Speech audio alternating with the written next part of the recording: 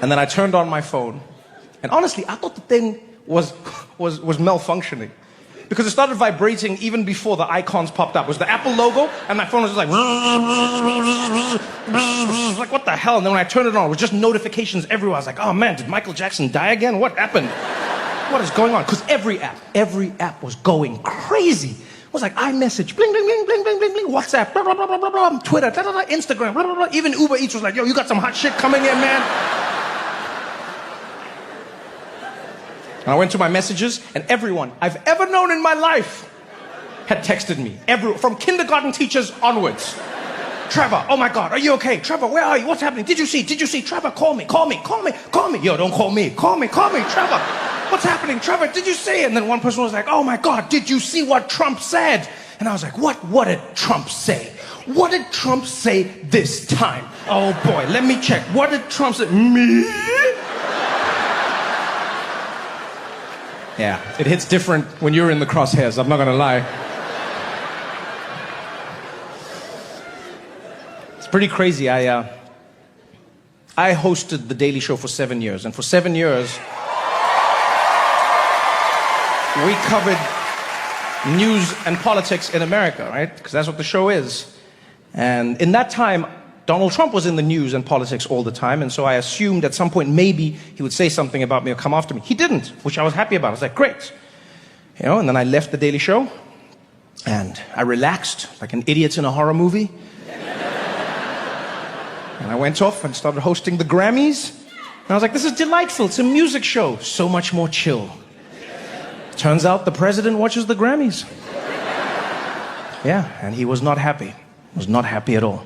No, he had written a post, a lengthy post, giving me a Google review of my performance. And it wasn't like a flyby. It was like a full-on. Said, I'll read the full thing to you because I don't want to misquote anything. I'll read you. This is what I saw when I searched my name and his. It was a post on Truth Social from @RealDonaldTrump. Fun aside, Donald Trump owns Truth Social, so it's a little weird that he doesn't have @DonaldTrump. It's weird that somebody else got it and he was like, fine, real Donald Trump. Anyway, this is what the message read. The Grammy Awards are the worst! Every time I shout, it's because the word is in all caps. I'm trying to give you a feeling of what I was experiencing, all right? Virtually unwatchable. So some parts were good.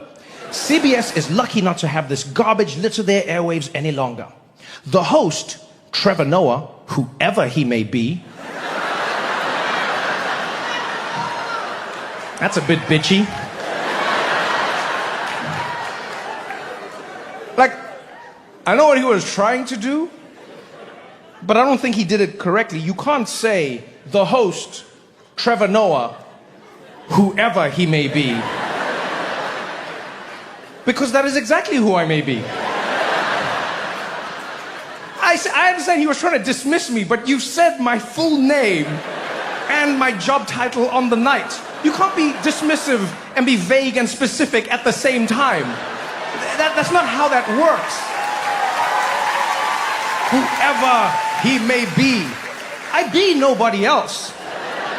There is no may in this equation. That is exactly who I be. Trevor Noah, the host, Social Security number 457-6728135. Whoever he may be. No, that is me.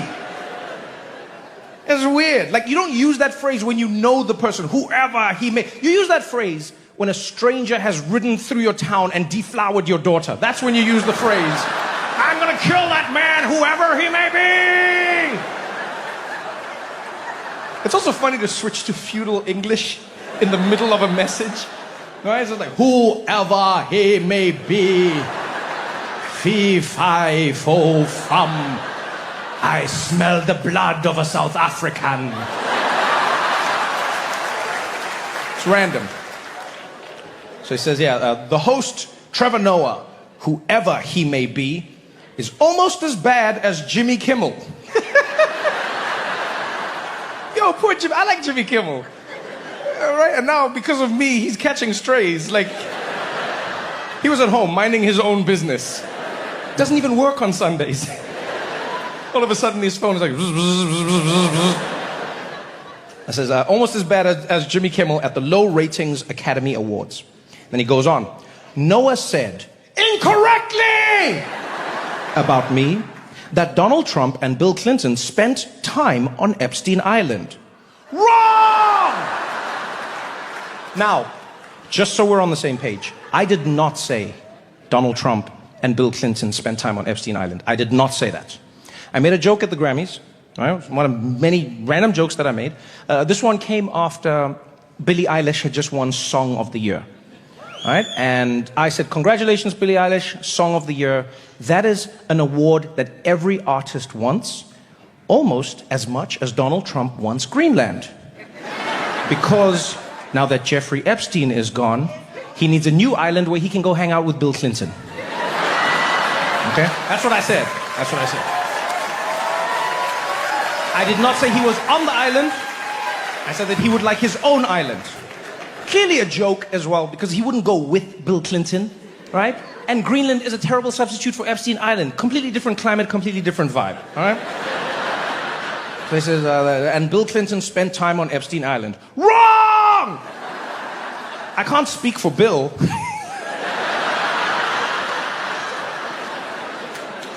I love how in the midst of him, like, calling me the ultimate liar, it's like, this guy's a liar! Except about the Bill part. We gotta check that out. I mean, you know how this guy is.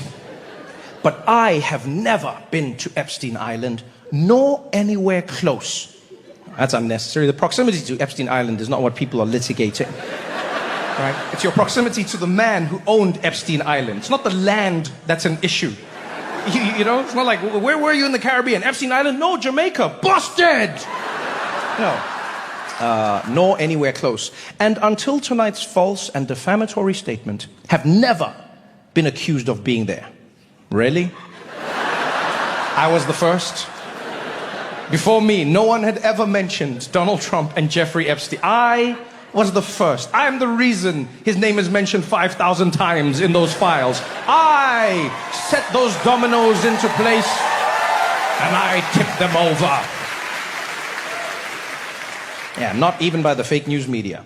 Noah, a total loser, meow, better get his facts straight and get them straight fast. It looks like I'll be sending my lawyers to sue this poor, pathetic, talentless dope of an MC and suing him for plenty, cha-ching. He put a $sign. I don't know what sound that is. Ask little George Slopadopoulos and others how that all worked out. Also, ask CBS. Get ready, Noah. I'm going to have some fun with you. President DJT. Yeah, that last line is something. Yeah, that is, get ready, Noah. I'm going to have some fun with you. You know, if you're not trying to sound like a sexual deviant,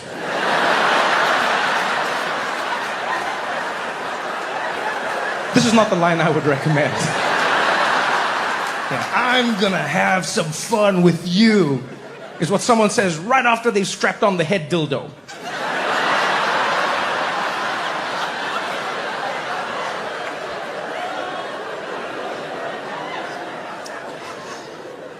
So yeah, that was my Monday.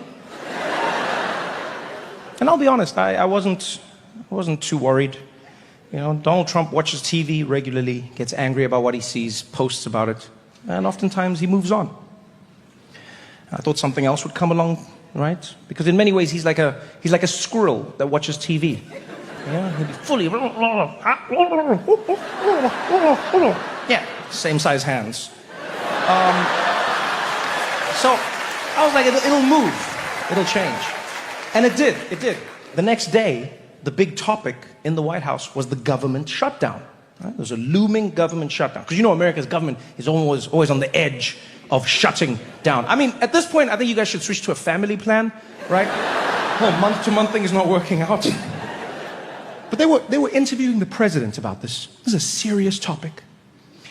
And in the middle of a conversation about the government shutdown, some journalist from the back of the room, shouts out, "Mr. President, are you going to sue Trevor Noah for what he said at the Grammys?" I'm like, "Dick?" I was gone.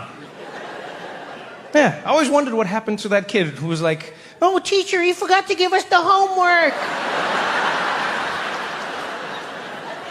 Then Trump went back in. "Oh yeah, Trevor Noah said I was on Epstein. Gonna sue him. Total lightweight, loser." Yeah, and so now I might be getting sued by the President of the United States. Yeah. I don't know. I don't know if it's a woo. I don't know if it's a ooh. I don't... No, I'll be honest with you. I don't know how to feel because I don't know how this will play out. If it was a normal time, I'd be pretty confident. Donald Trump would sue me. A judge would throw it out for a multitude of reasons. Well, you know, First Amendment protections, free expression, jokes, satire, all of these things are covered in a regular time. And it would be Donald Trump suing me, whatever. But now it's not Donald Trump. Now I'm being sued by the President of the United States, Donald Trump. And I don't know what that means. Do I appeal? Do I appeal? We get to the Supreme Court. I walk in, he's waiting there for me. He's like, "Say hello to my little friends."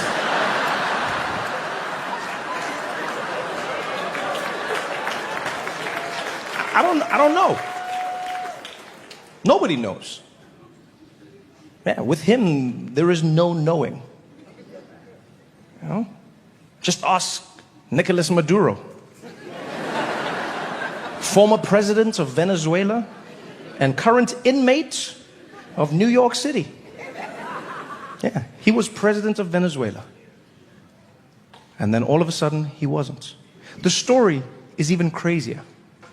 What happened was, and you can go check this yourself, what happened was, Nicolas Maduro was on TV giving an interview.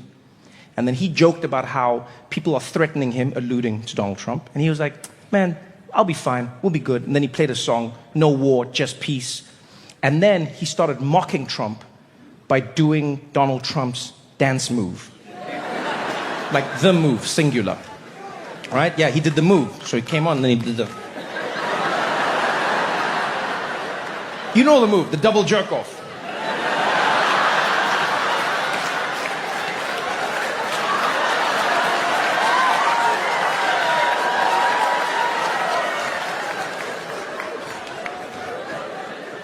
And Trump saw that and he was like, "Go get that man. Go get that man." Military went, got Maduro, brought him in, put him in a jail. Not just any prison, by the way. They put him in a prison in Brooklyn. The same prison where they are housing Diddy.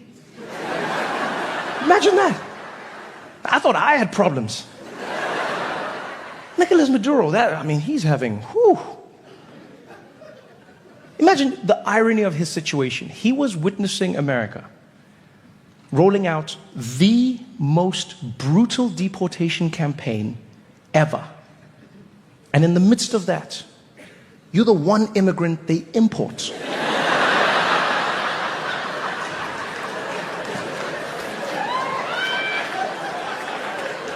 Maduro's probably the only immigrant who supports ICE. Yeah, he used his one phone call for them. He's like, "Hello, ICE, come get me, man, come get me." Yeah. No, come on, I'll fly myself. Let's work together. Come on, we can do this, guys. We can do this. That's why I say you don't know how it's going to go. Nobody knows anymore. What a crazy twist of fate. Can you imagine? For decades, you ruled your empire with an iron fist. You terrorized people around you. You were violent, never held accountable.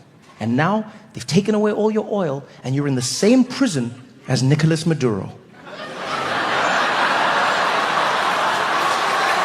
I have those landline moments in my life where I wish I had an old school phone so I could slam it down. Young people will never know the joy of slamming a phone at the end of a call. Like cell phones have robbed us of that. That feeling, you know, where you get to tell the person, "Screw you!" Bah! Ah, it feels so good. They feel it on the other end, like, ah. It's like you punch them in the ear. Now with phones, you've robbed of all of that. You know, there's no sense of power. Screw you! That's all you have. And you can't even press the screen hard because you're scared you're going to crack your own phone. You don't... I hate cell phones so much. I think they're robbing us of our intelligence. I honestly believe cell phones are going to be the reason that human beings devolve. We're going back to the Stone Ages because of those things. Everything about them is turning us into apes again. Neanderthals. I was looking at my thumbs the other day. I spend so much time texting and sending messages that I feel like they've started curling over like monkey's hands. I've gotten really good at typing and grabbing branches. Everything about those phones is robbing us of our humanity. We were proud because we evolved, we stand, we walk tall. And then we got our phones. And now every day we spend like this. And over time we're gonna go back down. Have you tried to have a conversation with someone on their phone? Literally sounds like a caveman. Just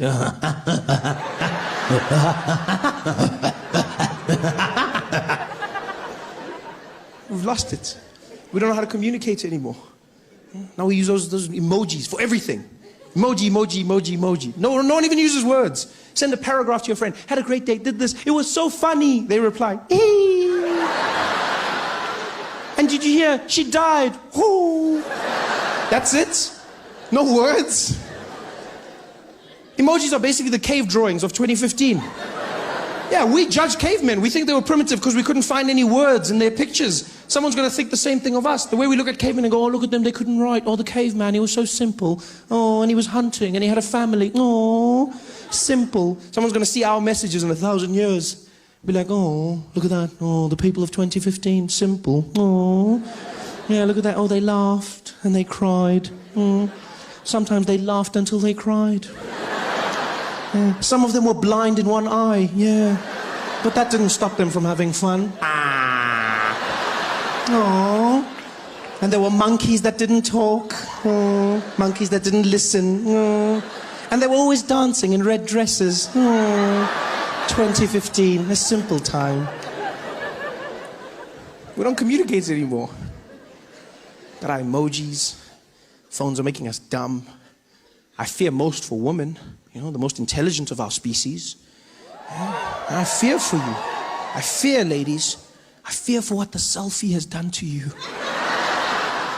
Women are obsessed with selfies. The average woman spends 50% of her day thinking about when she can take the next selfie. That's all she's thinking about. Oh, let's take a selfie. Oh, let's take a selfie. Let's take a selfie now. Let's take a selfie. Take a selfie of me taking a selfie of you. Oh, this is great. Selfieception. I love it. Everyone's just in there. Selfie, selfie, selfie, selfie. And you know what's fine? The pictures look great. The pictures look great. Instagram. Oh, like my picture, like my... Yeah, it looks normal. But have you seen what it looks like when someone makes a selfie? It is the creepiest thing you've ever seen in your life. A normal woman sitting by herself, having lunch, doing whatever she's doing. And all of a sudden she'll look at her phone and something in her head goes weird and she transforms into a selfie monster.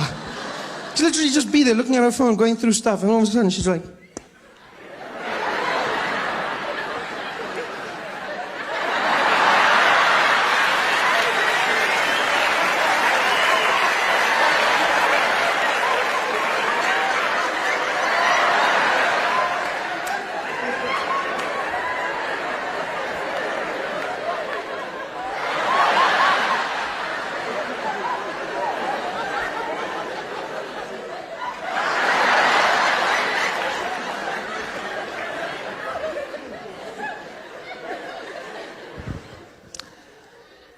Just randomly took a picture. Caught off guard. Hashtag I woke up like this. Hashtag no you didn't. Hashtag you crazy. Hashtag stop that shit. Such a fun sound. Sound of happiness. The sound of white happiness in particular. Yeah. I've tracked it. I've searched for the source of woohoo and I found it originated with white people. Yeah. White women in particular. Yeah. That's where it comes from. That is the sound of a white woman's turn up. That is the sound of her getting into the game. It's like, Tammy! Woohoo! And that's when you know it's on. Yeah, because everyone else learned it from white women. That's where it came from. You know, it spread through society like a virus.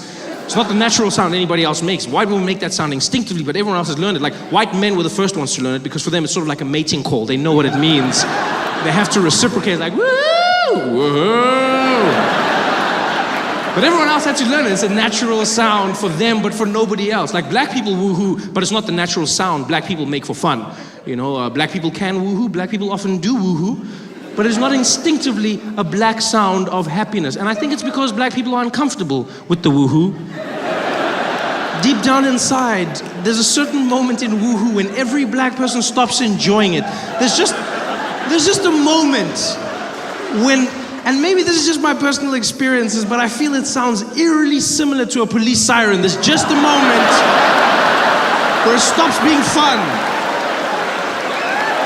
It's just that split second where it's like, woohoo, woo, woo, woo, woo, woo, woo, woo, woo. Like, put your hands in the air and keep them there. That's not the sound of happiness in my life. That's not. Although I guess that's why white people do it, because white people love calling the police. So they're probably like, woo-hoo! Oh my God, the cops are here. Party time. Come on in. I thought you'd never make it. I just got back from Atlanta. It was 107 degrees Fahrenheit. Hottest weather. The worst thing is everyone comes up to me and they go, well, you must be used to this being from Africa. And no, I'm not. I'm from Africa, but that shit is hot. That was just, no. I was scared to go jogging because I thought if I ran out in the streets and fainted, wouldn't the local news love that? I'd be running and I'd fall down in the heat. They would have their vans reporting live. They'd be standing there going, so hot in Atlanta, even Africans are fainting. So I'm enjoying this. Really happy to be here, you know. This is going to be good for us, I hope. I say I hope because I never know with stand-up comedy. It's just, you know, it's an awkward experience, I find. I'm always nervous. I find comedy is very similar to sex for me. Well, it's exactly like sex when you think about it. With me, the comedian, playing the role of the man, and you, the audience, the role of the woman. Because it's my job to satisfy you. And you just have to sit there.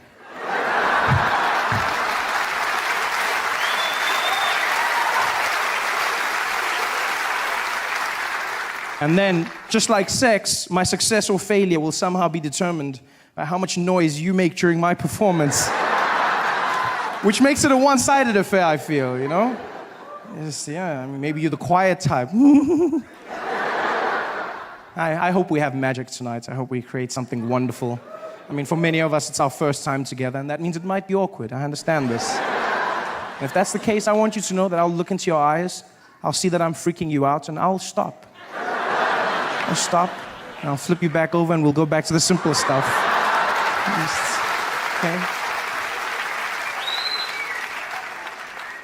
I've been in America for a few months now, and I'm really just thrown by the place. It's not what I expected at all. Different from the brochures and the pamphlets.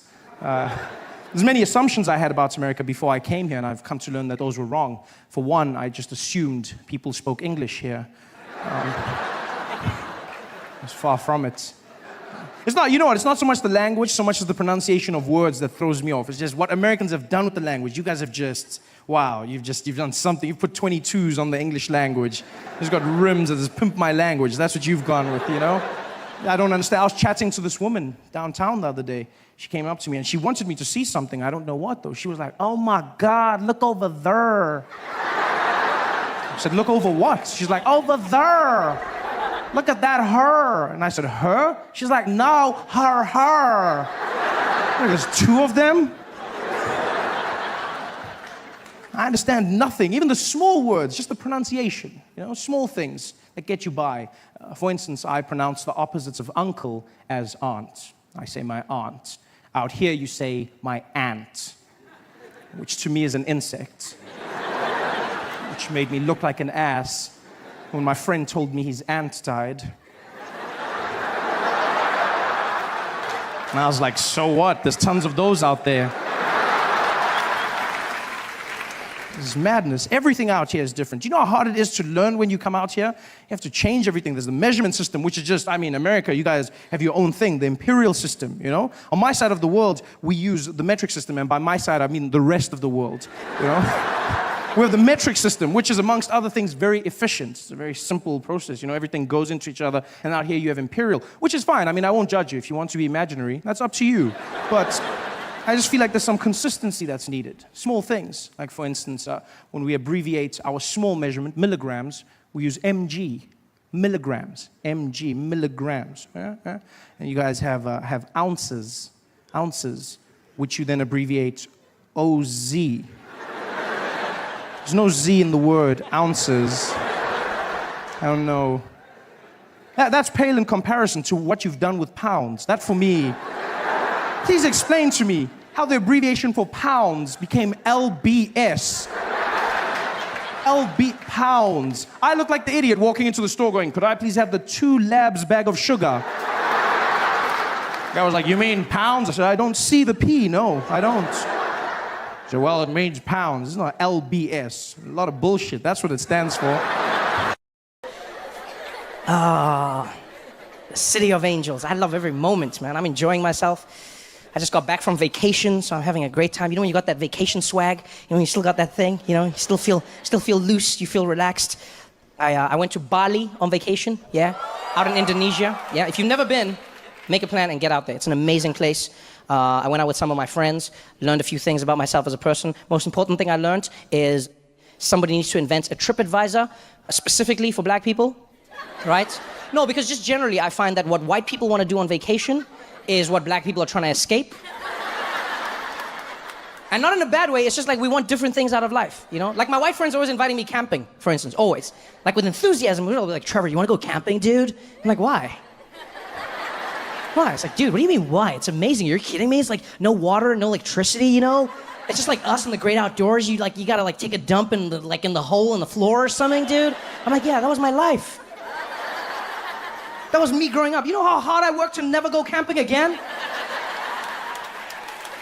Every day I wake up in my bed and I'm like, thank God I'm not camping. If my family saw pictures of me camping, they would be devastated. My grandmother saw me out in the woods, she'd be like, oh, what happened to Trevor? Oh, I thought you were successful. Oh, it must be the crack. I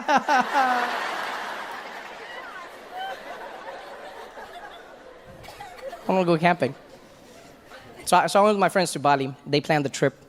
And before we went, I asked my friend, I was like, yo, Mitch, what are we going to be doing? And he was like, dude, don't ask questions, Trevor. It's just going to be a great time. I was like, yeah, I want to know what the great time is going to be about. He's like, dude, don't ask questions. I should have asked questions. Because we had fun. But the trip, like there were a few things that were weird that I wouldn't necessarily do on my own. For instance, on the 3rd day of the trip, right, we had what was planned, what was built in our itinerary as an authentic Balinese experience. Right? That's what they called it, an authentic Balinese experience. And what they did was, they woke us up at 5 a.m., put us in a little bus, and we drove for like 3 hours.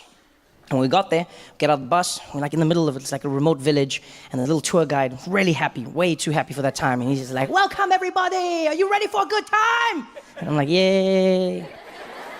And so he's like, my name is Deng Basan, and I'm going to be your guide. Today, you will have an authentic Balinese experience. So exciting, follow me. And so we follow him, and he walks up to a little door, and I'm like, oh, okay, this is gonna be like a temple or a cave or something. And he's like, welcome, ladies and gentlemen, to the real Bali. And he opens the door into somebody's house.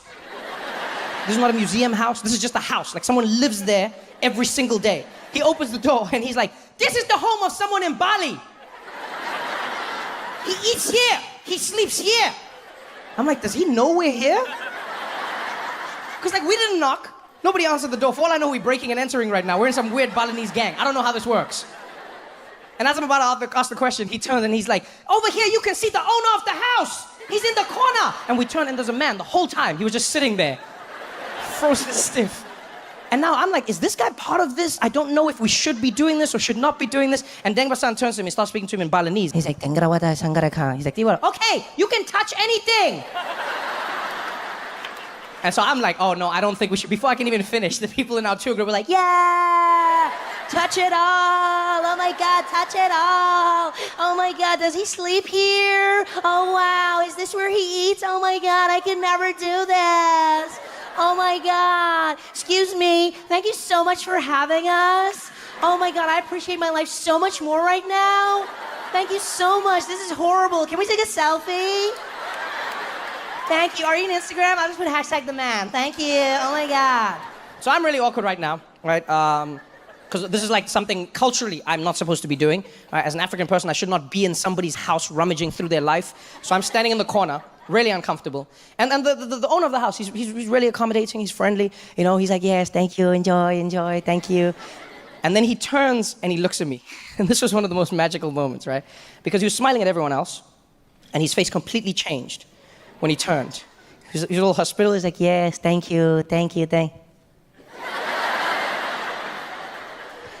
And with his eyes, he proceeded to have the most in-depth conversation with me that I've ever had. And it's not like the eyes conversation was new to me. Like, you can have an eyes conversation with anyone you have a connection with. You know what I'm talking about? Like, it could be somebody of the same race when you're in public. It could be like a husband and wife. Like, wives are really good at having eyes conversations.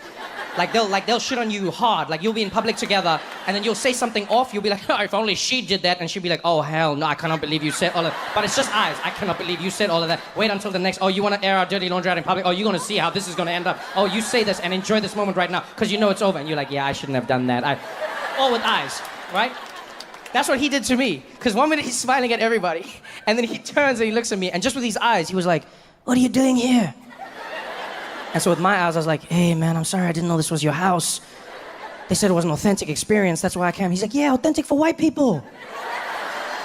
You got your own poor, go back to where you came from. I said, yeah, I shouldn't be here, man. I'm sorry, man, I'm sorry. So I left. I go outside. About 15 minutes later, everyone's done with their poverty porn, so they come and join me. So Oprah flew down on her jet and she built the school. $50 million she spent. Most expensive school in Africa. Most expensive anything, in fact. $50 million. That's what she spent. It's got state-of-the-art computers, state-of-the-art facilities and cars and all this equipment. State-of-the-art everything. Well, not everything. Teachers, not so much. Shame. A lot of scandals going down at that school. It's because of Oprah. She didn't know how to interview these people. This wasn't Brad Pitt she was talking to, you know? She came in, she was like, you're not going to spank these kids, are you? And the headmaster was like, no, never. Never. No, we can never spank a child, never. She was like, okay then, bye-bye. She went on her plane, back to America. The principal was there. Hi, Oprah. Yeah, who right then? Hi. No, never. Us spanking a child, never. We beat them. We beat. That's what, yeah, we beat children. Don't spank a child, yeah. Spanking is for playing. You can spank a monkey. Spanky, spanky. Spanky, spanky, monkey. Spanky, spanky, yeah. You can spank a monkey. Don't spank a child. We beat. That's what happened. Those kids got beatings for no reason. There was always these cases. Teachers walking into the classroom, losing their minds. Mavis, did you do your homework? No, ma'am. Then you are going to get a beating. Yeah, a beating for you. But because it's Oprah school, everybody is getting one. You're getting a beating. You're getting a beating. You're getting a beating. Everybody's getting a beating. Look under your seat. You're getting a beating. Oprah, Oprah, Oprah, Oprah. Yeah. I never thought I'd say this, but Kim Jong-un up against Donald Trump is a strange situation because you don't know who the crazy person is. Kim Jong-un actually released a statement. The leader of North Korea, he released a statement saying, Donald Trump is a psychopath. I cannot work with him. Do you know how insane that is? For him to send a message about Donald Trump, where he's just like, guys, I'm wild, but I mean, I don't know this guy. And Donald is crazy. People ask me all the time, they go like, Trevor, come on, you're not being serious. I meet South Africans, they go like, Trevor, come on, man, Donald can't be that crazy, man, eh? Come on, you've got to give him a bit of credit, man, something. Guys, that guy's crazy. Then they'd be like, is he that stupid in real life? Then you're like, yeah. Then he's like, so is he stupid like Malima and them? Then I'm like, no, guys, Julius is smart, don't play those games. I know people get tricked by Julius Malema and Jacob. Those guys are smart. Especially Jacob Zuma. People get fooled by him, you know, because he's got that cute vibe. Always giggling. That guy is a master tactician. Look now, vote of no confidence. Survived again. People are shocked. How did he do it? How did he do it? If you watch Days of Our Lives, he's the Stefano De Miro of this game. Every day he wakes up looking in the mirror going, like sands through the hourglass, so are the days of our lives.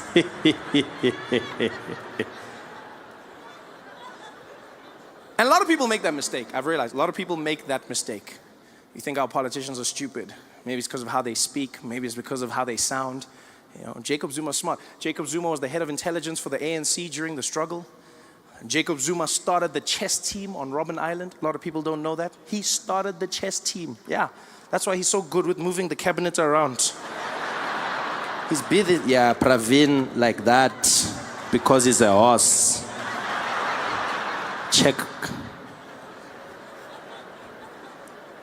Donald Trump is not like that. One thing I'll say about Jacob Zuma, catch him in a corner, ask him anything about policy, that guy will rattle it off. He may not know how to read, but he knows what he's talking about. Donald Trump has no clue about any policy whatsoever. He knows nothing about geopolitics. He knows nothing about his healthcare. Every time Donald Trump answers a question, you know he doesn't know the answer because he answers it like he's a contestant in one of his own beauty pageants. That's how he answers it. Every time you see Donald Trump on TV, you can see he's making it up as he's going along.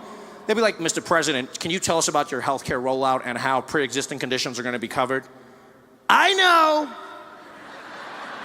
We're going to have so much coverage, folks. The best coverage. All the coverage. I'm going to get it. All of it. It's going to be so good. Great. Some people even say the best.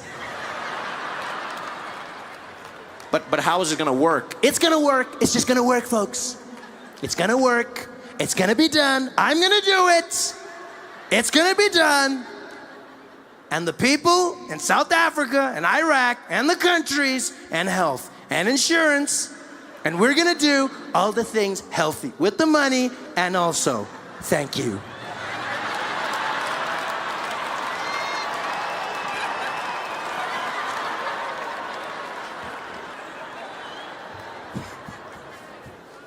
Donald Trump is losing his mind, saying the craziest things.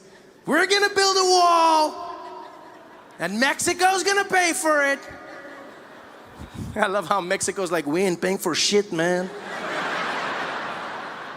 We might build your wall, but we ain't paying for it, man. Stupid.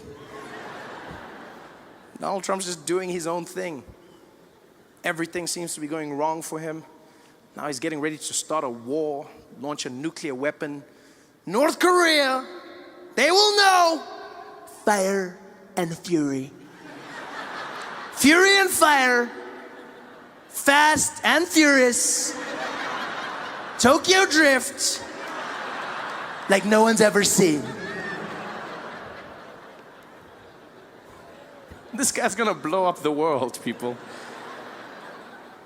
He's not having a good time. So I correct people all the time. I go, look, man, say what you want about Jacob Zuma. He knows his policy. Yeah, doesn't mean he's getting things right. Doesn't mean he's doing the correct things, but he knows his policy.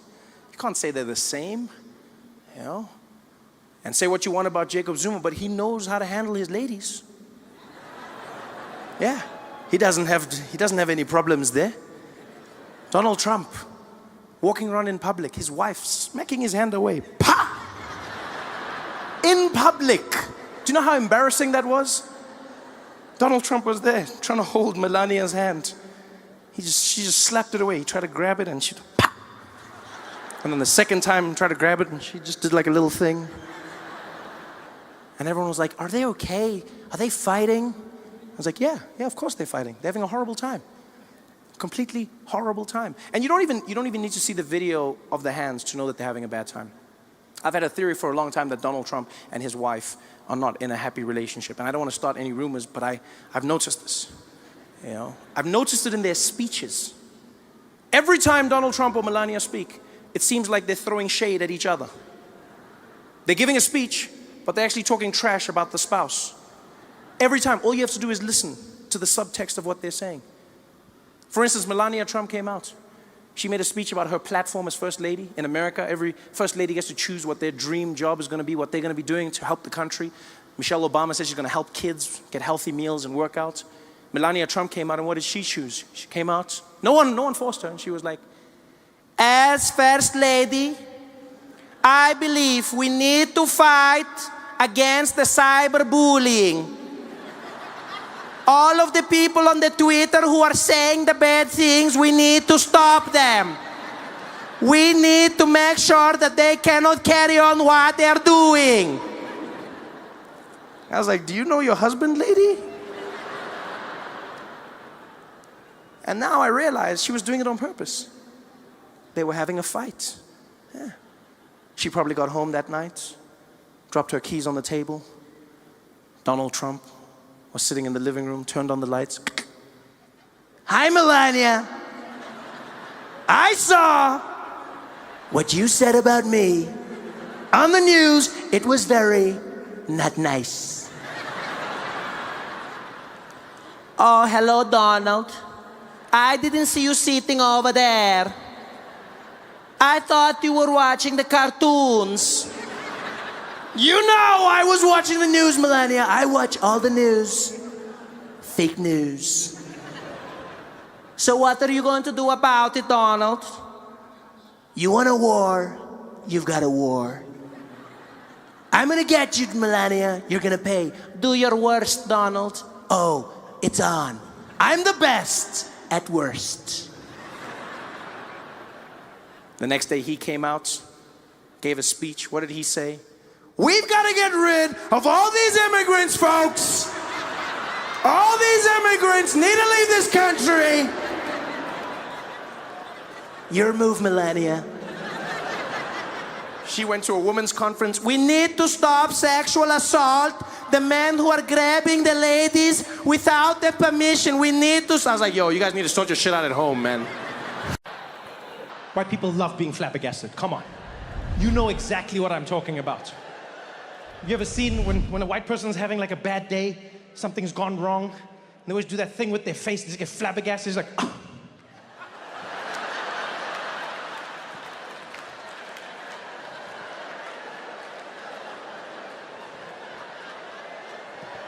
White people love being flabbergasted. You'll see it in supermarkets all the time. There's like a long line, right? Like only one cashier is open. Everyone's standing there patiently. There'll always be one white person who pops out like,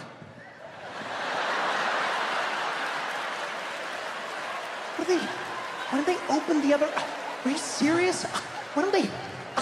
Are you? The only thing white people love more than being flabbergasted is finding another white person to flabbergast with. Have you seen that? Yo, whenever that happens, magic. It is absolute magic. A white person will be flabbergasting. They'll make eye contact with another white person, and then they'll flabbergast together. It's like they Voltron their flabbergasting into a super flabbergast. You see them look over and just be like, oh, are you seeing it?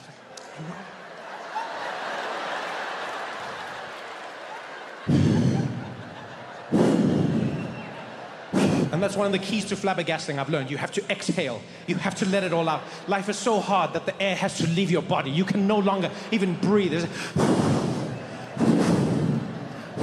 That's why there's so many tornadoes in the Midwest. It's just white people flabbergasting. It's like...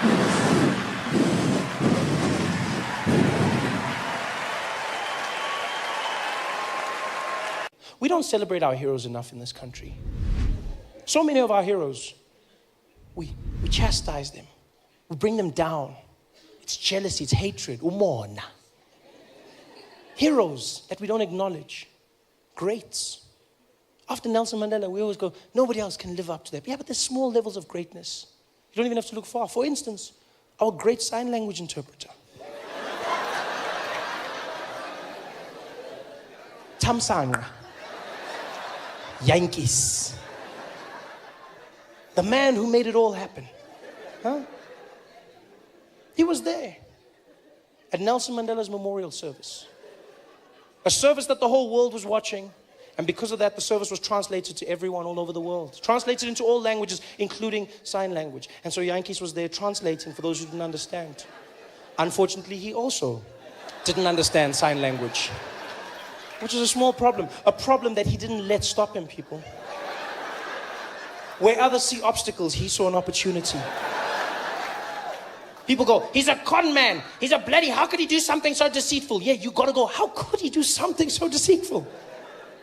That man Yankees showed something so powerful. He's a role model to the children. Because he showed that you shouldn't listen to what people say you can or cannot do. If you believe in yourself and you work hard enough, anything is possible.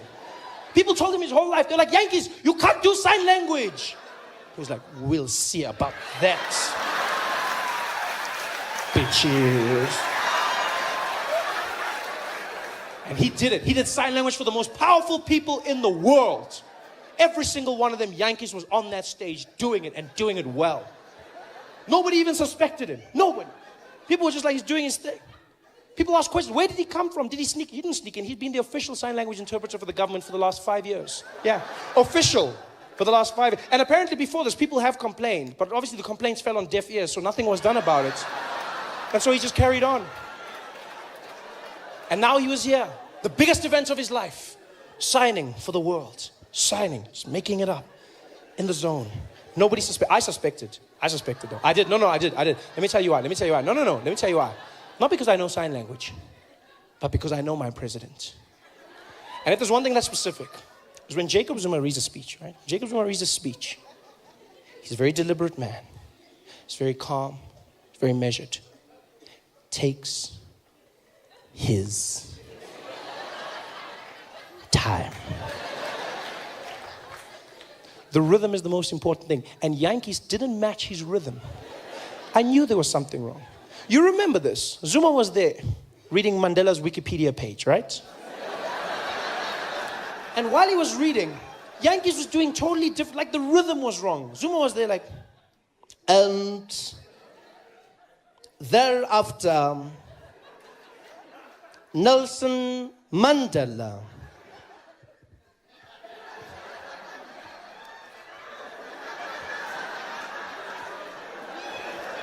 went to Robben Island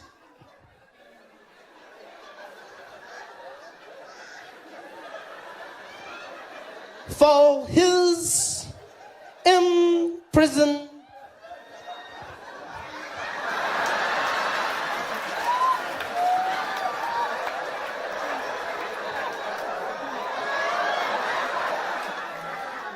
Term and to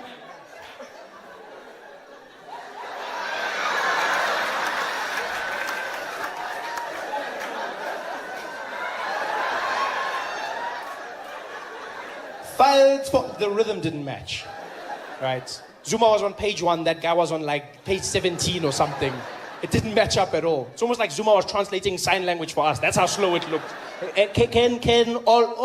Sorry, I haven't practiced, guys. It didn't match up. None of it. But Yankees did it. He stayed there in the face of adversity and he fought. Yeah.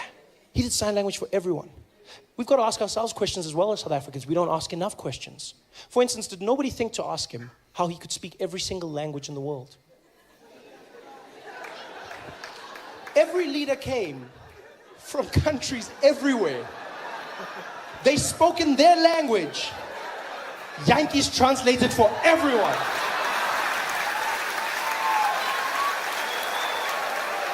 Did nobody stop to ask? Even for a second. The president of Brazil is standing up there. Nelson Mandela, estou bem. Nós temos de você, de casa, do gosto muito, pelo que ele estava pesado. Nós do Yankees was there.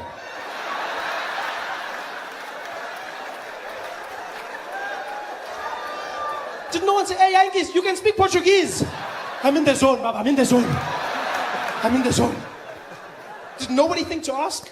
He did sign language for everyone. The ambassador of China was up there. 가도시, 전도이 넬슨 만델라. 다도 입시fu, 다도 신주의 공고로 바도시. Yankees was there on the side.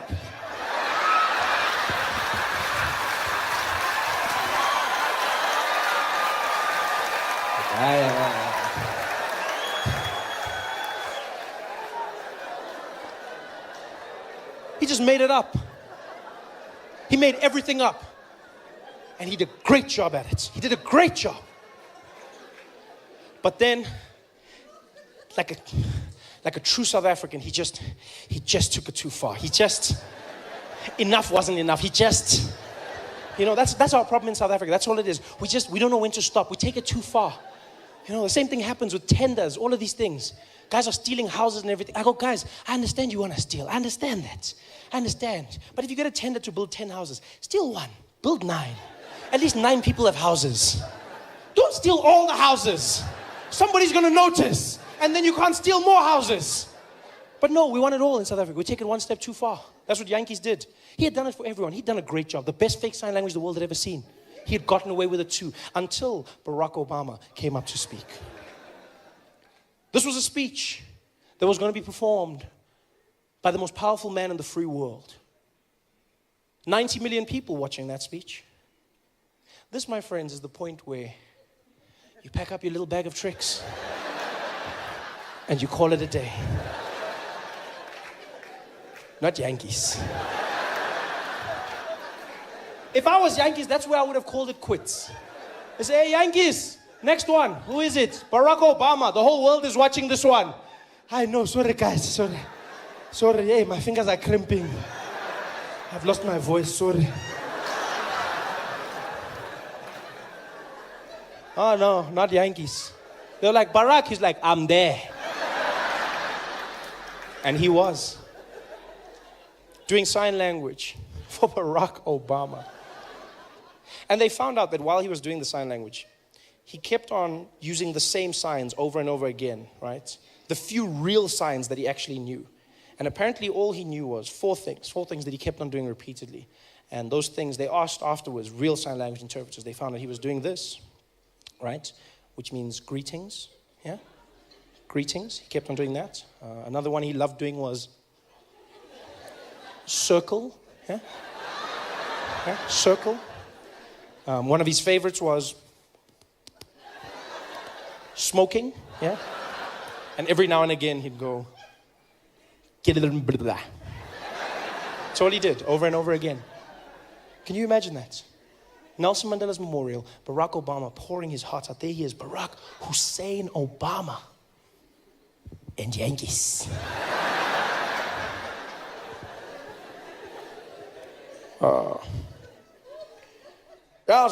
As Americans, Nelson Mandela's a man that showed that through peace, you could free not only the prisoner, but also the guard.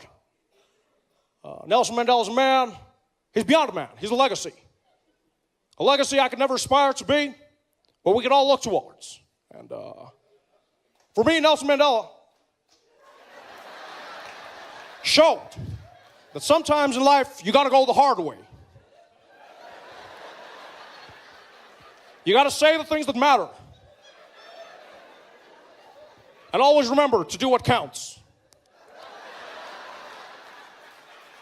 I could never be Nelson Mandela. Can you imagine how horrible it must have been for every single deaf person watching that speech?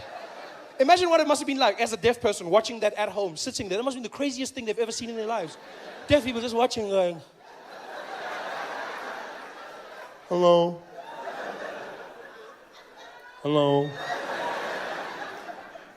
What? Why is he talking about smoking? Why is he talking about smoking? Talk about Nelson Mandela. I'm talking about, talk about Nelson Mandela. What's wrong? Why is he talking about, what? Hello? Why did he? This is the worst speech ever. There's something wrong with this guy. Barack has a smoking problem. What the hell? Talk about Mandela. This guy, what's wrong with him? This is the worst speech. I can't listen anymore. This is horrible. This is horrible. Tell me when it's finished. I can't do this, man.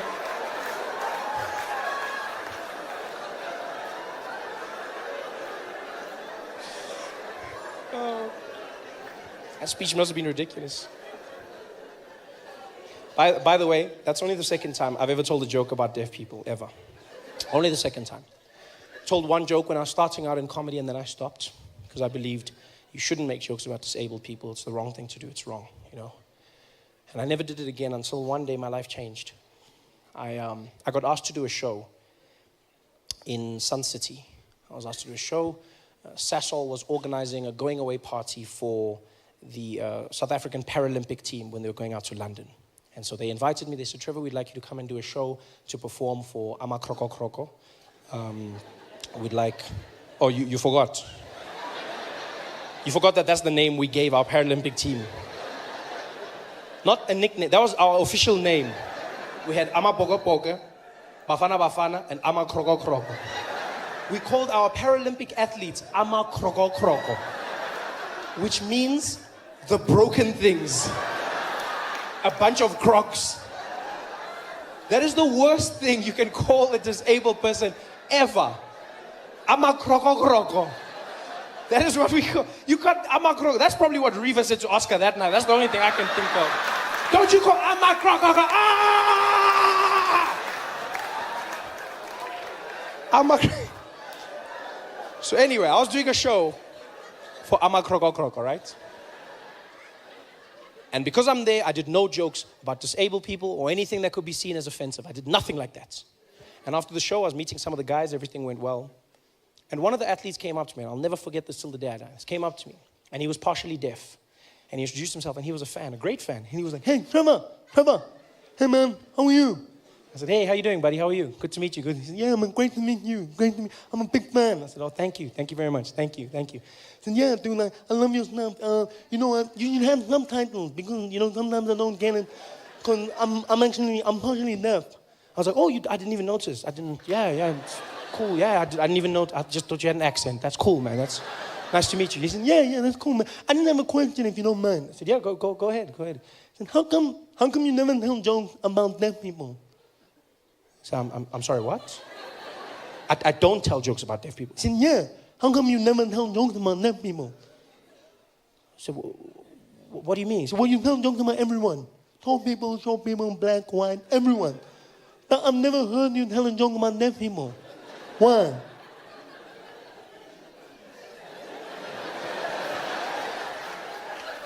So you've never heard me tell a joke about deaf people? Yeah. No, man, not like that, you stupid. No, man, you're an idiot. I said, no, dude, I don't know. I don't make jokes about deaf people. He said, yeah, why not? I was like, because I shouldn't make jokes about deaf people because if I did that, then deaf people would be hurt and they would be offended. Why would we be hurt? It's not like we don't know we're deaf. So I thought I was protecting you. Protecting us from what? From nothing. We also want jokes. We're deaf. Yeah, we know we're different, but we still want the same things. I was like, yeah, but you know what's funny is you say I must make jokes, right? But even if you're cool with it, you know who will complain? People who can hear. Yeah, they'll complain on your behalf because that's what people do. They get offended for other people. They'll be the ones going, oh, Trevor Noah's an asshole. He made jokes about deaf people. You're like, so? Why do you care? I said, because it hurts. It hurts. He's like, dude, you're a comedian. Suck it up. Hey, it's easy for you. No, dude, just make the joke. If the jokes are funny, people will laugh and then we move on. I was like, yeah, you know what? You say that. But then what do I do if they complain? He's like, dude, if they complain, then complain. Okay? You know what? Go do the joke. Go do the jokes. And then, if they complain, you must do what I do. I was like, what do you mean? He's like, just don't listen. Do you guys have any questions? Any thoughts on Jon Stewart coming back to that's the greatest thing ever. Are you kidding me? That's like, it's like Jordan is, that's like one of the wild, I remember talking to friends about this. I was like, I wonder if John would ever, and it's like, yeah, but you know, John was, and he was like gone for so long. And I was like, will Jon Stewart come back? And then when they said it, I was like, of course. And in the election, you know what it's like? It's like, I love Marvel movies. Like, well, not the new ones, but like there was a bunch, when they were still like really good. You know what I mean? And this scene feels like, you know that moment where you don't know that a hero is going to jump into another movie? That's what it sort of feels like. It's sort of like Thor's hammer, you know, in that scene when they're all like fighting, what's his name again? Ring guy. Thanos, thank you. Yeah, Thanos. You know, and you know that scene with the hammer, that's what it felt like John coming back. And he's smart to do once a week. John and I always spoke about this. And like the hardest thing about doing the Daily Show is the fact that it's daily. It really is. It's the hardest thing about it. And John and I would always talk and we'd be like, man, if only there was a way you could just do like a day of the show. And then like now, I literally messaged him and then I was like, you son of a b****, you figured it out! You figured it out! God it! Godspeed, Jon Stewart! When I came to New York for the first time, he said to me, he's like, come hang out at the show with me. And so I went to hang out with him. And we had so much fun just bantering. I wasn't supposed to be on the show, by the way. We had so much fun bantering that John was like, come on the show. He's like, let's do something on the show. And I was like, oh, I don't know. And he's like, no, let's do something. We'll make it fun. And we did. We made it fun. We had a good time. And then I left. I went back to South Africa. Then I came back. Another time he's like, let's do it again. And I was like, all right, let's do it again. We did it again. And then I left. I went back to South Africa. Then I came back and he's like, let's do it again. And then we did it again. And I was like, oh, this is so much fun. And then he's like, okay, I'm leaving. He's like, I'm leaving. And he's like, maybe you should do it. And I was like, what? I felt like Charlie and the Chocolate Factory. It was like the weirdest thing ever. I just came for a tour. I just wanted some of the Wonka bars. And then the next thing, I'm like managing the Oompa Loompas. I'm like, I don't know how this works. This is crazy. So we talked about it a lot, you know? Like I call him my Jewish Yoda. That's what like John is. Yeah, because he like guides me and he's like really smart and everything. And so we always talked about like, you know, how hard it is to do something like this. And as you get older, you want to spend more time with your family, et cetera, et cetera, et cetera. And then, yeah. And then when I heard this, I was like, yes. And the worst thing is I knew, but then you can't say to the people, you know? So now you're walking around like, mm-hmm. There's nothing worse than having a secret that's cool, but you can't say anything because it's still, and then, you know? So I was just like looking at people like, oh. And they're like, what? I'm like, oh, you don't even know. You don't even know. So you're originally from Austin. Okay. All right, so what would you suggest? What's your name, man? Laurel. Laurel? Pleasure to meet you, Laurel. So you're from Austin. Where in Austin are you from? South Austin. I like how you just do, I've never been to a place where people do that, by the way. Yeah, you guys just have like compass directions. So if I were in New York and I said to somebody in the audience, where are you from? They'd be like, oh, I'm from New Jersey. I'm from Long Island. I'm from Queens. I'm from Brooklyn. I'm from, here, people are just like, South. I'm sorry, relative to where we are now, or what do you mean? I'm from South. It's like, you know, we have names for places now. You don't have to have that old time mentality anymore. People act like they're still on horse and carriage. What part of town do you live in, partner? I live south. Literally, it's just like, and I've learned there's inflections to them. So people be like, south, they say it like that. And then like east, people draw it out. They'd be like, oh, you're in east? And then I'm like, I don't know what happens in east, but I don't think I like it. Okay, so what would you recommend, Laurel from South? What am I trying to do? Something interesting. Something that I couldn't do anywhere else other than Austin. Something to see, something to experience. What would you recommend? Barton Springs. Okay. What is Barton Springs? It's a natural spring. Ooh, I like that. Yes, as opposed to unnatural springs. I wonder what that would be. Right? It's like a toxic waste dump. I don't know where the water comes from, but it's great. It really is. Plus this third arm is handy for washing my back. So it's a natural spring. And do people still go into it? Yeah, you go in? Clothed or unclothed? You wear a bathing suit. Okay, typically. So some people do not. I like the two of you. Like, I love this because you're telling me all the information and then you've got two people next to you and they're just doing hand signs. So I was like, clothed or unclothed? And he was like, and then I was like, do they do so? And then she was like,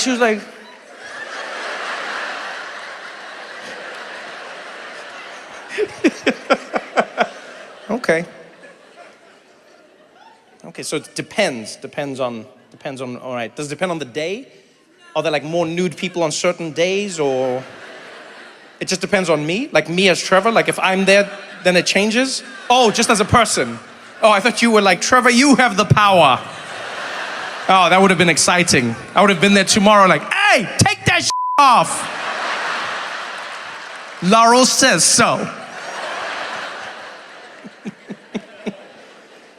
Okay, I'm gonna Barton Springs. I will do that. Is it open every day? Do you pay to go into it, or is it just like a... You do, you pay, and then... If I say I'm from Austin, I'll get in cheaper. Okay. I like how confident you just said that. So you're like, just say you're from Austin, get in cheaper. I think something would give me away, sir. Something would give, they'd be like, you're from Austin? I'll be like, yes. Can you not tell by my accent? They'd be like, what part of Austin are you from? I'll be like, very south. Very, very south.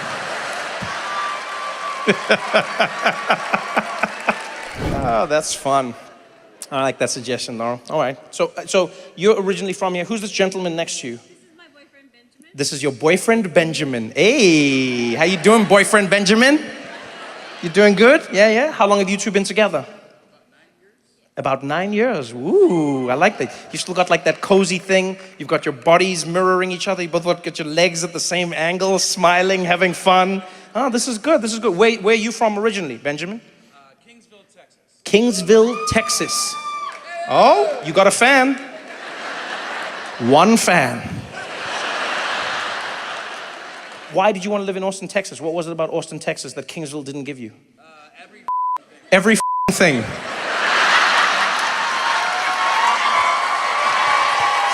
The way he said that was amazing. He's like, everything. Trevor, they got everything out here. They got water, they got lights, they got electricity, they got cars. Okay, well, good for you. Good for you. Congratulations. When's your anniversary coming up? It's 9 years. When does it become 10? Wait, why are you choosing it? That was fascinating. I said, when does it come? You were both like, Like, when do we want it to be 10 years? Like, that was a weird... You were so I said, how long have you been together? You were both like, 9 years. And then I said, when is the 10th? And you were like, Is there gonna be a 10? How does 10 work? What is that? What was that delay? You don't really know? What do you mean you don't really know? You don't really know when 10 comes? What? We're never quite sure upon the date. Oh, you're never sure about the date. Okay, I understand. Oh, I thought you were just like, we're not sure in general. Okay, I was like, this is more conversation for therapy than comedy. Okay, you're not sure about, but is there a month that you celebrate? December. So 10 years would be December. Oh, so you just got to 9. Okay, congrats. Do you have anything planned for, like, is there a way you celebrate the anniversary that isn't on a specific day? I mean, that is a lot of fun, because, like, you can never forget it. That is cool. Like, any day in December, you can just turn around and be like, happy anniversary! That's a pretty cool way to do it, actually, you know? You've got 31 days, Benjamin. 31 days. That's a good, like, hit rate. You know what I mean? And there's days that remind you as well. Like when you see Santa, you're like, oh, Laurel. Hey, honey. Next one's gonna be butt stuff. Next one's gonna be? Next one's gonna be butt stuff. Butt stuff?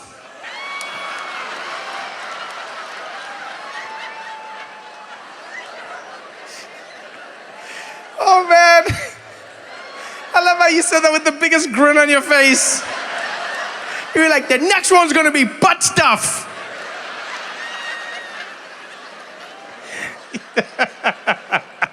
Butt stuff. Oh, that's cool, Benjamin. I like how excited you are for that, Benjamin. You really are. So Laurel's just gonna be there butt stuffing you. Be like...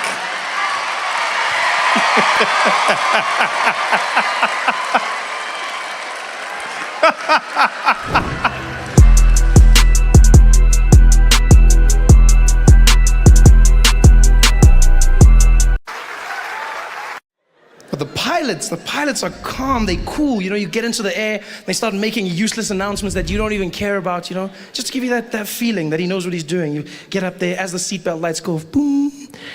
Ladies and gentlemen, as you may have noticed, we've reached our cruising altitude. Currently sitting at 23,000 feet above sea level, cruising at about 720 kilometers an hour in this Boeing 737, one of our favorite planes in the Starflight Alliance fleet. It's a beautiful sunny day up here. We might encounter a few bumps, but nothing too hectic. The cabin crew will be taking care of you. In the front, we've got Esmeralda and Jonathan. In the rear, Simon, Dupitseng, and Ferrer.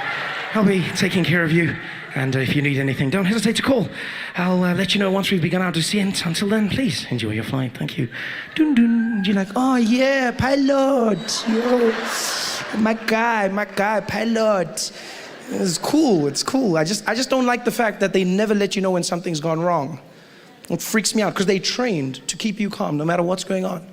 And I noticed this because we hit turbulence coming into Joburg. There were hectic storms, and the plane started shaking, and it wasn't like the calm turbulence. You know, it's that turbulence where people, the knuckles get white when they're holding their, and because people try and act natural in the plane. They'll be like, and then they get to a point where they're like.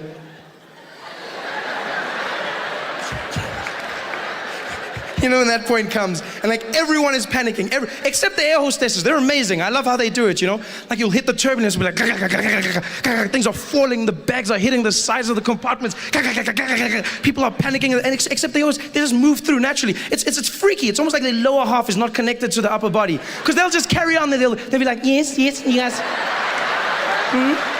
Would you guys like some coffee? Yeah, okay. There you go. Be careful, it's hot. Thank you. Right then. Anything for you, sir? Yeah, okay. Okay then, just pass me a apple juice, all right, thank you very much. There you go. Would you like some ice? No ice, thank you. You know how they do it. And then the pilot has the nerve to come on in the middle of the biggest storm ever. The plane is shaking, the wings are tilting slightly upwards. You think you're gonna die. And it's like, people are screaming. Ladies and gentlemen, we've encountered some slight turbulence. We'll ask that everyone return to their seats at this point and refrain from using the lavatories. Please note we will be flying at a high altitude to try and alleviate the problem. Also, keep your seatbelts fastened, and no hot drinks will be served at this time for your safety. Thank you very much, and I'll speak to you in a moment once we've gotten out of this bumpy patch. Speak to you in a moment. That moment might never come. He doesn't tell you this. When the nationwide flight lost an engine, the pilot said nothing. It just fell. Quiet. I don't want a pilot like that. I want someone who lets me know. I want to know before I'm going to die. I want to know. I want to say a prayer or two. I want to prepare myself, I want to forgive everyone that I hate in the world. Give me a chance. Give me a chance. But they don't, pilots. No, they don't. I bet people who die in plane crashes don't even know they've died. It must be the worst feeling in the world. There's like a whole bunch of confused people popping into heaven like, poof. I swear these airports change all the time. I never know where to go. I'm like, are we in heaven? Oh, wow, I can't believe we made it, hey? I can't believe, wow, this is amazing. And there's St. Peter at the gates, and he's like, come forward, please, come forward. Come forward. She's like, who you? I'm St. Peter. How about you? Yeah, I know, many people are shocked. Just come. I get that all the time. Just come. No, I just thought that, no, don't worry, just come, please. Just wait till you see Jesus. Come.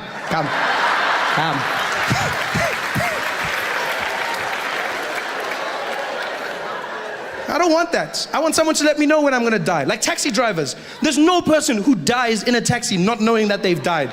Just before the crash, taxi driver will be like, yo! People walking into heaven like, yo, dead. Dead. Yeah, no, Shonile, we're dead. Gone. Ay. They know. Sometimes they survive the crash, but they still think they did. They're walking on the pavement, dead. You're dead.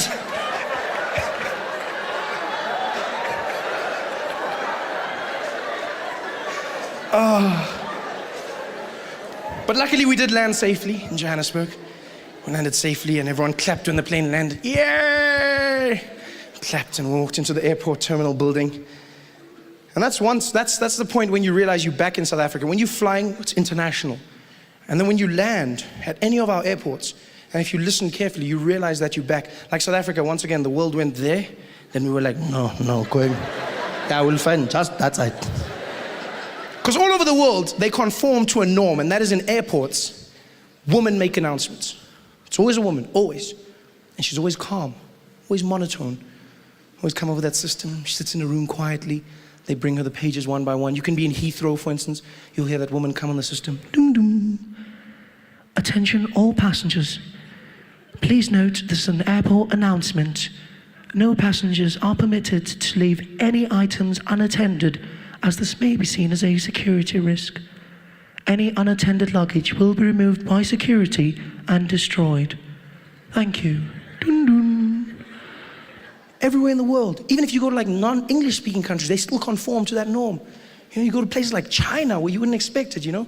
You think, I see some of you probably think they'll be like, no, don't even laugh, that's racist, don't even laugh. No, that's racist, you don't even laugh. But they're not. They calm. It's a woman, still the same. She's just another language. She'll come on the piano and be like, dum dum. 才个是东西，从早考起学的，跑过一学的，不得去些爱为他过一去，从早考的是，谢谢你，dum dum. And you know they've conformed. And then you land in South Africa. And you know you've landed. You know that you're back home. When you walk into the airport terminal building,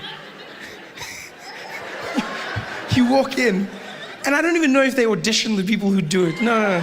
It's almost like whoever's closest to the mic gets to do it first, you know? Yeah, it's the craziest thing. Luckily, 99% of the time it's a woman, but she'll come on. It's the craziest thing ever. As you walk in, she'll come and be like, dum dum. Attention all passengers. Attention all passengers. Hello, I'm talking to you. Hello. Yeah, all the people is like Kula.com. The plane is delayed. The plane was going on 2, it's going on 3. Yeah, all the people must just take a ticket for that one. You're going to have a problem, nah? Just take on that. If your ticket says 2, then it's going to be 3, nah? Then you mustn't complain when the plane is not there, because then I need to tell you now. Then you must just phone the people that are coming to pick you up. Must tell them, yo, I need my plane is changed. It's stuck. And then they start speaking to people in the background. They don't even turn off their mic. All the must just tell the people they are. But tell you things. I want the plane. I need to drink. I need to drink. I need to drink. Yeah, I need to drink. I need to drink. Yeah, it's chicken. Yeah, I need to. Yeah. I'm for the drumstick. I'm for the breast. It's drumstick. Yeah. I'm for the drumstick. Okay, yes, I get 7. I get 7. Okay, all the people is like one time. The gate is changed. It's not D2, it's C15. It's not D2, it's C15. If you can go to D2, you can find nothing. Okay, bye-bye. But I need my chain. We've been traveling all around the country now. It's been so much fun, you know, out in places like PE and Cape Town and East London, and recently went to Durban, which was a bit of a schlep for us. It was really hard because it was raining so much, and then on top of the flight delays that you have to contest with, there's also like overbooking, which is a problem. You know, I don't know if you know what overbooking is, but basically it's a legal process where it's a practice rather where airlines book more tickets than there are seats on the plane. So they book more, sort of like a taxi. But then they don't let you get on when you get there. So they just hope you don't pitch up. He's like, please. Yeah. Like, you know, that's what they do. And so we flying down to Durban, and it was the funniest thing ever. We're standing in the queue, everyone's all fidgety in the line, looking at their watches, and they call us forward. They're like, next, please, next. So we go to the counter, and there's one of those women there with her glasses and her relaxed hair, and she's there. And then she's like, can I have your ID, please? And you're like, IDs, everyone puts them down. She's like, where are you flying? And we're like, Durban, please. She's like, Durban.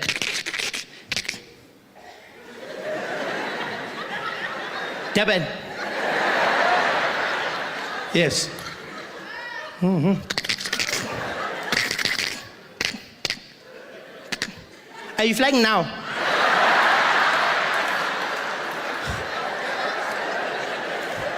No, tomorrow, it's a practice run. Are you flying? And we're like, yes, we need to fly now. Okay. And then she starts typing frantically. which I never understand, because when I book my tickets, all I need to do is click. It's click, click, click, click, click, click. Joe, that one, click. That one, click. And then it does it all and then she's there. I bet she wasn't even busy doing our tickets anymore. She's just like there, clicking. She's probably on like Facebook or something there, updating her status. Yo, another one is here. I'm dead. Another one here. Yo, dead. You overbooking. Dead. Oh, poke back. Dead. You dead. Death by overbooking. Yo.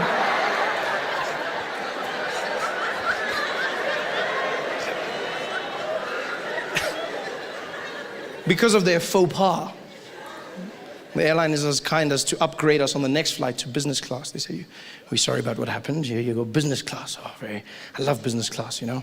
You get to go to a special lounge where everyone's very businessy, yes. No, it is, because when you're in business class, you overhear conversations and they sound totally different, you know. You overhear people saying things like, yes, well, the mergers are coming along. I mean, if you look at the companies that are, you know, people walking around, well, I mean, if the numbers are right, then we'll definitely get that stock portfolio going. And you got people walking there, you know, just, no, I'm in the kids of this situation to make sure that all the shareholders are happy. And then we'll present to management and it's going to be a installment of what, okay, you know, you hear like businessy kind of stuff. Whereas when you're in economy, it's just like a huge group of people. You generally overhear conversations like, I thought you put it in the bag. You said you put it in the bag. What? It was on the table. I asked you to put it more. Why is it not in the bag?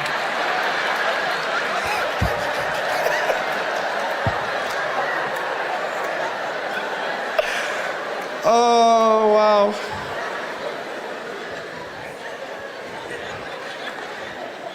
And so we're going through the airports and then we go through security. And I love security in South Africa. It is the most chilled out security you will find anywhere in the world. It is. Like South African security is just like, you know, we work on an honesty system in this country, you know? The security guard, he's there to enforce, but it's more on honesty. It's like, look, this is it's up to you. This is the honesty place. This is where we all admit to our sins. Come forward. Do you have anything to declare? You know, it's that type of place.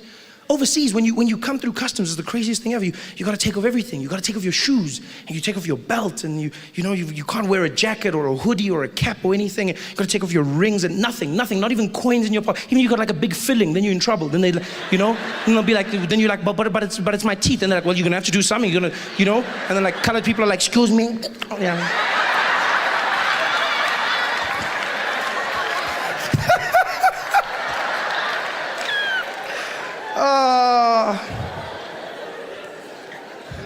That's crazy. Whereas in South Africa, I sometimes feel like these security guards don't actually know what their equipment does. You know, they're very chilled out about it. Because you walk through at airport security, and you get there, and the guy will be like, code number four. And then you go through, and you stand there, and the guy will be waiting. He'll give you that bucket, and he'll be like, what's in the bag? Like, what do you mean? He's like, is there a laptop? Yes. Out. Take it out. Laptop out. Please, put it by itself. Put there, yeah. Any other laptop? You're like, no. Laptop out. Like, okay. What did you do? Okay, there it is. Okay. And my gun? No, it's fine. Just the laptop. Yeah. Watching you. It's so much fun. And you walk through the metal detectors, which I swear either don't work or these people really don't understand them at all. You walk through metal detectors, and it's not just at airports, no matter where they are in this country. You walk through a metal detector, a casino, a school, government institution, you'll walk in there, and then it'll make that sound, but then I don't know if they know what that means. Because you walk through and be like, beep, beep, beep, beep, beep, beep. And you see how security guards smile, because they get ready, because they're going to use the wand. They love the wand. You can see they wait the whole day. Yes, my time has arrived. Excalibur, I call upon you. It's like, what the hell's going on? Yeah, just stand there. Yeah. Pulls out his wand. You know those black ones, just pulls them out. And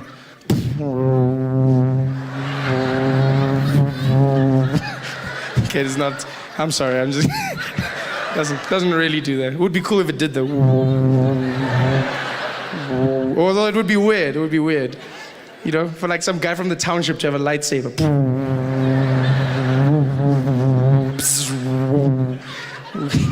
Wouldn't work at all though. It wouldn't. Imagine, it wouldn't be like Darth Vader. It would be like Braveda. Ah, Prafi!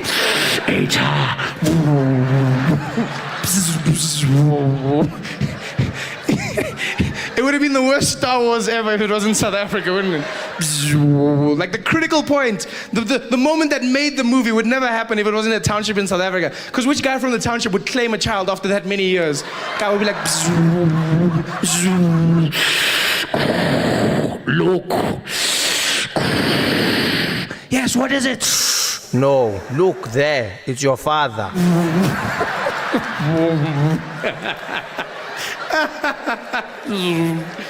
But it wasn't. Okay, sorry, go. I digress. The wand. Comes, sorry. Comes out with the wand.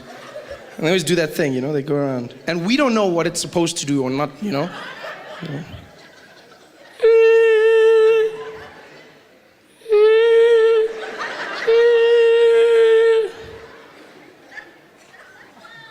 Any weapons? What was that for? Even if I had something, I'm not going to tell you now. Obviously, you have been defeated. Any weapons? No. Oh, okay. And that's it. We work on the honesty system in this country. Everywhere you go. I'd like to meet the genius who invented the honesty book. Ah, yes, the honesty book. Yes, the book of truth. No one can lie when they write in this book. Whenever you visit someone at a townhouse or office complex, we have the book of truth. Fill in the book before you enter. Name. Ah, yes. Surname. Phone number and address. Reason for visit. PVT. We'll just do that. Look at everyone else. PVT. And once I asked the security guard, I was like, what's the point of this? Why am I filling in this book? He's like, no, it's for security reasons. Says, I figured that much, but what is it about? It's so that if you can do anything bad inside there, if maybe you can steal or kill someone, then we can find you. Ah, of course. Because I wrote my real name and surname. The honest killer strikes again. It's just ridiculous. I was like, okay, and then I kill someone, and then what are you gonna do? It's like, then you sit there, we can just phone you and tell you must come back. Yeah. Same time. When you think about colonization, it is the strangest thing you can think about. Because conquering is one thing. You go to another country, you take what's theirs. You want more. You take the land, you take the resources, you kill the people. That I understand. But colonization, I don't condone, I understand. But colonization is strange because you go there and you don't just take over. You then force the people to become you. That is such a strange concept. When you think about where the British did it, I mean, they did it in Africa, they did it in Asia. And think about in India. Those cultures could not be more diametrically opposed. And out of nowhere, the British just decided to roll up. Imagine what the Indians must have felt like on that day. Minding your own business, walking through a field. Next thing you know, the British showed up on horseback.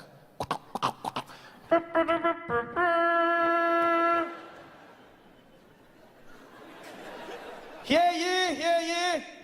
By order of Her Majesty the Queen, we have arrived. You over there, what is the name of this land? This land over here? This is called India. Well, my good man, I am here to tell you that India is now under the British Empire.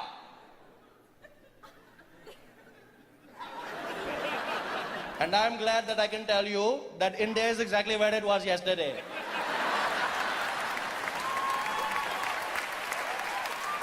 No, I feel you're not understanding what I'm saying. I'm letting you know that we're here to colonize you by order of the Queen. Who is the Queen? The Queen.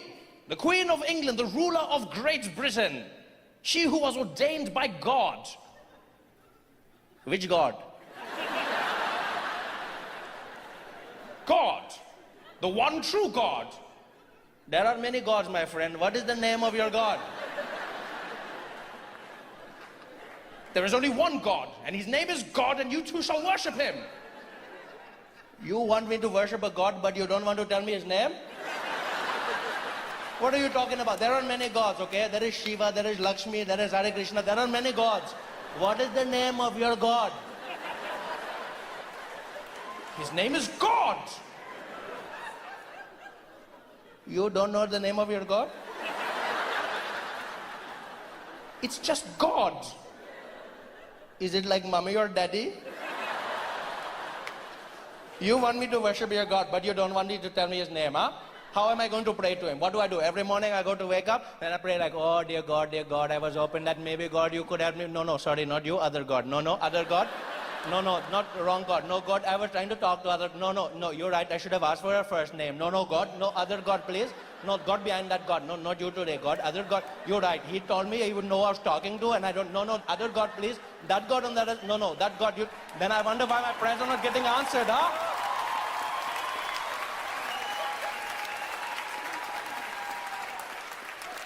How dare you speak to me like that? Do you know who I am? No, because you never introduced yourself. I have come here representing Great Britain. And I have never heard of Great Britain. Who gave you that name? Well, we did. You called yourselves great? Isn't that a little presumptuous? Shouldn't you wait for other people to tell you how great you are? Huh? Shouldn't you just go around the world and just do good things? Then people go, oh my God, Britain, look how great you are. Well, I beg to differ. I believe we could do it because we knew instinctively. We are Great Britain. Well, in that case, welcome to Great India. No, it doesn't work like that. It doesn't work like that. How dare you speak to me like this? Look, you're the one who dares to speak to me, okay? I was here minding my own business in my land. You came over here riding on your skinny cow, telling me that things are going to change. I don't know who you are. All I know is you are really crazy, okay? You're not feeling too right, and I didn't want to say anything, but you look like you're going to faint. In fact, it looks like you have died last week, okay? Something is very wrong with your skin. You're not looking good, my friend. Maybe you should come down. We have a curry. We talk about this. What are you talking about? I look quite normal. You do not look normal, my friend. I've never seen anybody with that complexion in my life, okay? You look like you're playing hide and seek with the sun your entire life. I don't know what is happening, but that is not how a person should look, huh? I can see your veins pumping through your skin right now. Do you know how creepy that is? Pumping. If I was your doctor, I don't need X-ray machine. I just go, what is problem? It is your kidney. How do I know? Because you're translucent. That is how I know. Damn you, we are going to run this country whether you like it or not. We are not going to do anything you tell us. You're a madman. We are going to take it. You're not taking. We're going... She's all yours. Take.